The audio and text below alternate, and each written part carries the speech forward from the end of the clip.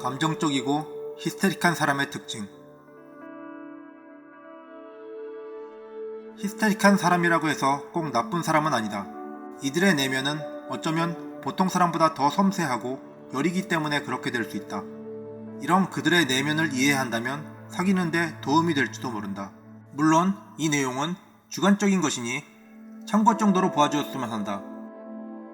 생각보다 감정이 앞서는 사람들은 이성적으로 행동하기보다 충동적이 되는 경향을 보이곤 한다. 이들은 기쁨이나 즐거움의 순간에도 가슴이 벅차지만 그보다 분노와 슬픔의 감정에 더 심한 표출의식을 느끼게 되곤 한다. 그 정도가 심하면 히스테릭한 사람으로 비춰지곤 하는데, 이런 사람의 곁에 있으면 아 피곤한데 하는 생각이 들 수 있는 것이다. 이들과 잘 사귀기 위해서는 상대의 감정 상태를 이해하고 적절히 대처할 필요가 있다. 좋고 싫은 것이 확실히 드러난다. 이들은 감정의 표현에 매우 솔직하다. 그래서 싫은 것은 싫다고 확실히 말한다. 타인이 자신이 싫어하는 행동을 했을 때는 가차없이 화를 내거나 소리를 지르고 항의를 하기를 서슴지 않는다.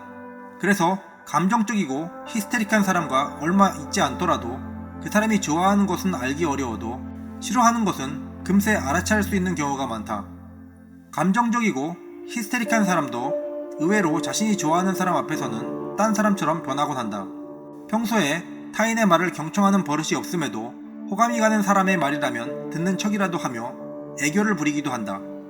그 진짜 성격을 알고 있는 사람이 보았을 때는 입이 벌어질 일이지만 이들이 좋아하는 감정이 히스테릭한 감정을 이길 때가 있다. 그럴 때는 상대에게 매우 헌신적이가 될 수 있는 것이다. 근본적으로 감정에 따르기 때문에 싫어하는 사람은 극혐, 좋아하는 사람은 편애로 빠지기 쉽다. 그래서 아무리 좋아하던 사람이라도 그 감정의 추가 기울어졌을 때는 또다시 무서운 존재로 돌변할 수 있는 것이다. 그래서 히스테릭한 사람의 곁에 있으면 언제 기분이 변할지 몰라 노심초사하게 되곤 한다. 이들은 때로는 남이 싫다고 해도 자신이 좋으면 끝내지 않는 경우도 종종 있다. 느껴지는 감정이 행동으로 바로 표출된다. 감정이 앞서는 사람에게 이성적으로 차분히 생각하라는 조언은 잘 통하지 않는다. 이들에게 가장 어려운 것이 바로 깊이 생각하고 행동하는 것이기 때문이다. 생각을 하다가도 도중에 포기를 하거나 매우 귀찮게 여겨지고 될 대로 되라 또는 일단 하고 보자 하는 쪽으로 기울게 된다. 냉정한 사람에게는 매우 무계획적으로 보일 수도 있을 것이다. 하지만 감정적인 사람들은 그 나름대로 직관을 믿는 경향이 있고 또 잘 맞곤 한다.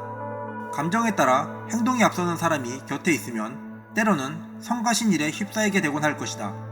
하지만 이들이 벌이는 일이 많고 발이 넓은 경향이 있어서 적게나마 성공한 사람일 경우가 많다는 것이 결코 우연이 아니라고 할 수 있다.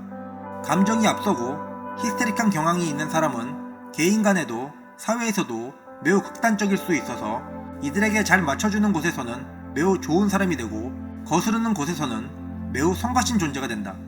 주위 환경에 많은 영향을 받는다. 감정에 휩쓸리기 쉬운 사람은 주변 분위기에 따라 자신의 감정이 불안해지기도 안도하기도 하기 때문에 경우에 따라서는 큰 혼란을 겪을 수 있다. 감정적이고 히스테릭한 사람은 주변의 상황이나 분위기에 따라 제대로 된 판단을 못 내릴 수 있어서 어떤 사건 속에서 우선 주변의 도움을 바라게 된다.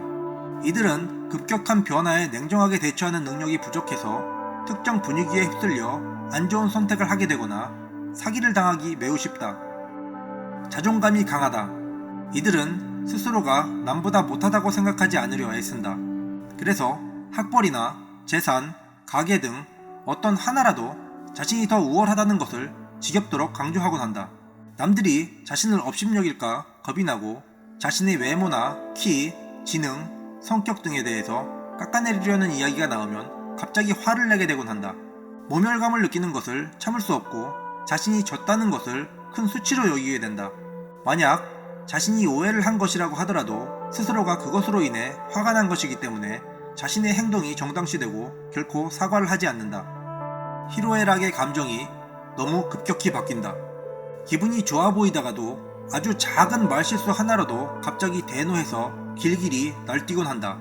이런 상황이 즐거운 기분에서 화가 나거나 슬픈 기분으로 바뀌는 경향이 더 짙고 화가 나거나 슬픈 감정에서 갑자기 즐거운 기분으로 바뀌는 일은 드물다. 즉 어두운 기운이 더 폭발적으로 분출되기 쉬운 것이다. 보통 사람은 속에서 뜨끈한 것이 올라오더라도 욱하는 것을 참을 수 있다.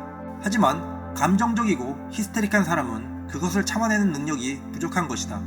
스스로 감정을 잘 조절할 수 없어서 태도에 금세 반영이 되고 화가 나면 격하게 또는 슬프면 과도하게 움츠러든다.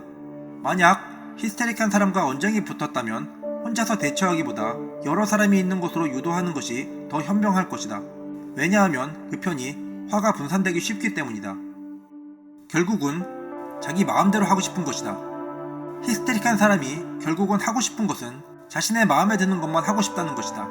그러기 위해서 남들 사정이 어떻건 감정이 어떻건 무시하는 것이다.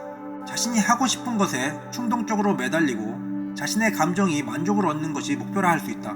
자신이 놀고 싶을 때 주위 사람을 꼬드겨 강제로라도 데리고 가고 하고 싶은 것이 잘 안되면 주위 사람에게 화를 낸다. 이것은 이들의 본능이며 나쁜 뜻이 있는 것은 아니다. 단지 그 순간 그렇게 하고 싶을 뿐이다. 그래서 히스테릭한 사람과 있으면 주변의 싸늘한 시선을 느끼게 되곤 한다. 히스테릭한 사람은 의외로 애정이 넘친다. 히스테릭하고 언제나 감정적으로 보이는 사람도 사실은 매우 따뜻한 사람일 경우가 많다. 신경질적으로 보이는 성격이라도 그 속에 나쁜 뜻이 있는 것이 아니라 단지 자신의 마음을 솔직하게 표출시키고 있을 뿐이기 때문이다. 음흉하게 속으로 꾸미는 것이 없고 좋으면 좋은 거고 싫으면 싫은 것이 명확하다.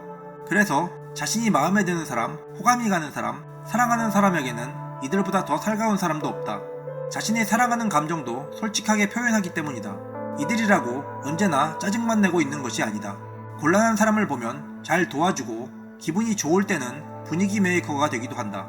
이들은 자신을 좋아해주고 자신에게 기대를 거는 사람의 감정에 부응하기 위해 노력하는 일면도 보인다.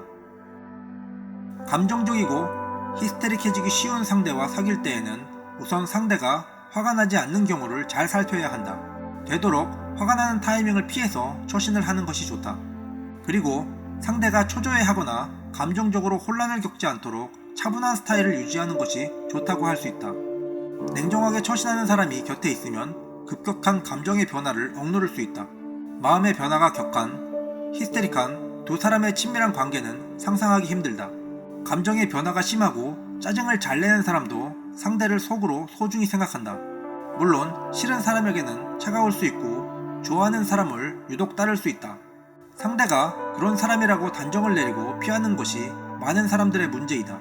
히스테릭한 사람이라도 상대와 많은 대화를 해보고 친밀도를 올려가 보면 자신이 이전에 생각하던 그런 까칠하기만 한 사람이 아니라는 것에 놀라게 될 것이다. 미리 편견을 갖지 말고 자연스럽게 이야기를 해보는 것이 중요하다고 할 수 있다.